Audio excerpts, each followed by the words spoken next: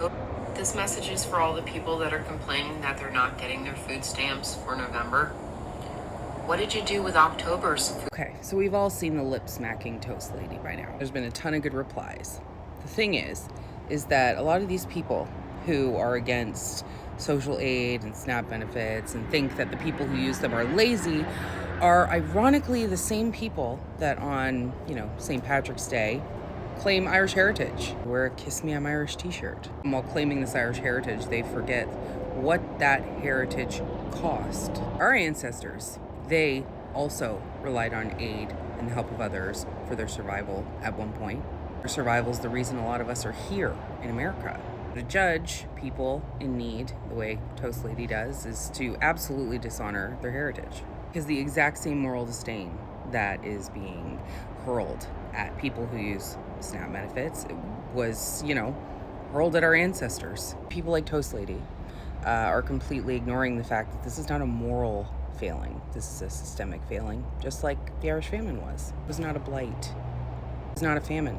There was no famine. There was plenty of food, and it was being sent overseas. It's like maybe now we have plenty of money to feed the poor, but we also ship that somewhere else. Because the British clung to this idea of a moral economy and that people could feed themselves if they would just work or if they weren't lazy.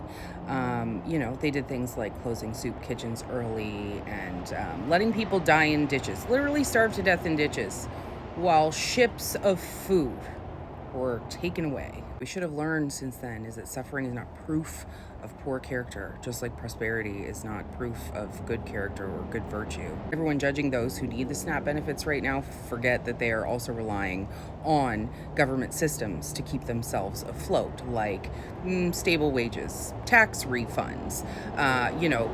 It's the privilege of never having to choose between paying your electricity or eating food, or paying your rent or eating food. To survive is not a privilege. It should be, and it is, a right. Not necessarily a systemic right, but it should be. It shouldn't be a question of charity, right? It should be the question of humanity.